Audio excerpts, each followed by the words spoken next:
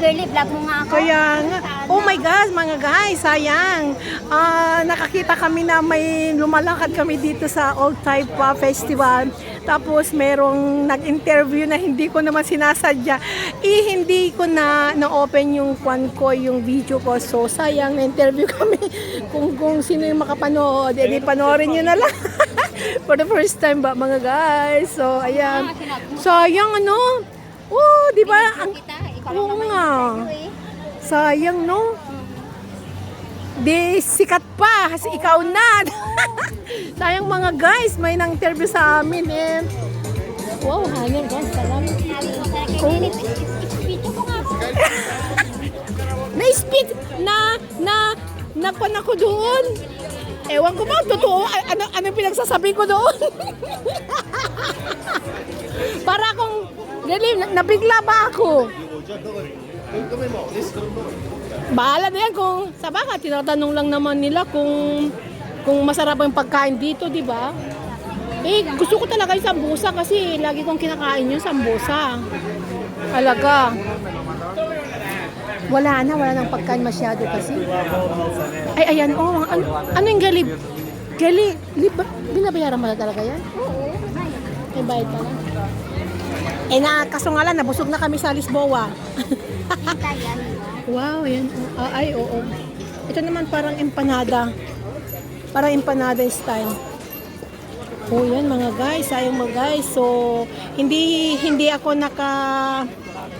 anong tawag ng girlie? Hindi ako nakakuan sa pag-interview sa akin. Hindi ko na video mga guys. Pero, Lalabas na dito mamaya. sa taas tayo. Binainom ako ng Sayang mga guys.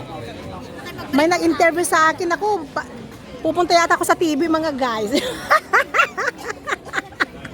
Hindi ko na malayan kasi hindi na i-open yung cellphone ko kasi nga nabigla kami kasi nagyayan pa kami ni Girlie kung sino yung makikipag-usap yun ng interview sa amin. May reporter mga guys. Nawala yung isip ko guys. Parang na-shock ba kami? Na-shock. girly, video mo nga ako. Wala, parang nablangko rin ako. Kasi reporter ba yun? Gali, hindi, akwan yun. Dadaan din sa news yun. Di ba? Kasi nagtatanong sila kung masarap ba yung pagkain, di ba?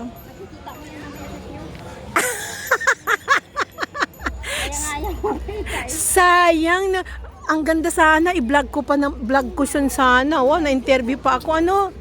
Hanep. Uy. Pero at least mga guys, first time ba bakit sa dami ng mga kami yung natambahan naghahanap sila para tayo kasing turista. Kaya nga, ang daming bag. Oo nga. Sabi nila nag-tour pa tayo. Oo nga, sabihin nag-tour pa kayo. Parang turista ka kasi titingnan eh. Kaya nga. Nag-tour ba kayo, di ba sabi niya? Oo, kasi salata naman yung dami mo bag. Ayan nga.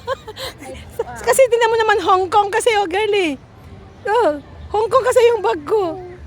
Nag-tour ka lang? Kaya nga, so tinanong yung reporter kanina sa akin kung nag-tour ba kami. Hindi naman kami nag-tour. Nagtatrabaho kami dito. Okay. Yan po yung sabi niya. Ano masarap? Ano ba to? Sabi ko. Maganda bang, sabi ko good weather. Ano daw? Anong mo dito nga place? Sabi ko good weather. Mainit naman. Ay, naku, my God. Ang hirap para ma-interview na biglaan ba? Hindi mo alam kung ano yung sasabihin mo. Tapos, parang yung mic kasi nila walang sound. Pero naka-ano yun? Naka-screen. Oo nga, naka-screen. At least, sabi ko naman, masarap ang sambosa nila. Delis. Nakakuha lang ako kanina, sinabi ko sana, yes, the sambosa is very delicious. Kagaganon sana, oh. At least, sabi ko naman Tapos na sabi mo pa, sold out. Oo nga, na-sold out nga. Kaya kasi nga, buti na lang tiningnan ko kanina na sold out. Tamang-tama naman na sabi ko, sold out. Ubos nga. Kasi kanina sabi ko, babalikan kita. Sabi ko, bumalik nga ako. Na-sold out naman. Naku. Tama naman salita mo eh. Okay lang? Bitch mo nga ako. Tapos si mami ko masabi na bitch mo nga. Oo nga, sayang. Oo. Hindi, medyo nahiya ako kasi kanina, kaya hindi ako, pero hindi mo ako kinabahan. Baka malabas tayo sa TV. Hindi, sabi naman niya, di ba? Hindi naman tayo. Hindi. Kuwan lang yun, yung parang, kasi parang Portuguese yung lalaki, ano? Pero naintindihan niya. Oo. Kasi kuwan dito, siguro maraming friend, kasi marunong mag-Tagalog eh. Yung pronounce na? Oo, parang maintindihan niya sabi ko. Oo, marunong. Maraming friends din. Tapos yung taga-video niya, Chinese. Ayun mga guys, for the first time na interview, hindi naman namin in-expect na may reporter pala. So, tinanong lang naman kung ano yung weather dito sa Macau, and then kung masarap ba yung mga foods dito, kung natikman daw namin yung mga tinda dito na mga sa mga, kasi dito ngayon ay, ito na yung last ng festival dito sa Old Taipa. So merong concert kasi dito kanina, ayun no, pero meron pa hindi pa tapos, kaya lang Portuguese kasi yung dito. So ayan, interview kami, tapos hindi ko naman ina-expect. So eksakto naman na sinabi ko na eksakto na tiningnan ko na naubos na nga yung sambo, sa binalikan ko para gusto kong kumain kasi na-miss ko. Tapos may reporter na nagtanong kung pwede ba kaming kahit saglit lang, kung pwede daw. So, kinabahan naman kami, baka mapunta kami sa TV, pero hindi daw. So, sige lang. Tinanong, ayun, bahala na. Di man ako kinabahan mga guys, pero parang nahiya ako kasi hindi ko alam kung yung sasabihin ko. Kasi nga, yun, masarap yung pagkain. Kung natikman daw kami, kung nag-travel daw kami, turista, parang kasi ewan ko ba yung tsura ko ba? Kasi daming bag. Para akong turista, o di ba mga guys?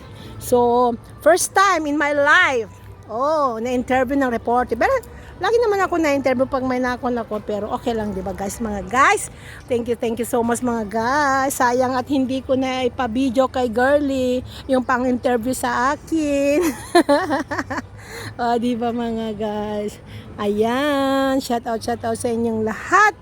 At sa buong team magaganda dyan na from USA, ayan, Kapitana, ayan, Lisa Jen Caballero, Simply Chen, Emelda Ingram, Miss Chris, ayan, Papa Bones Jonak, Adoration Menabik, ayan, thank you so much, Lady Pakandakers, ayan, Roski, thank you so much, aray ko.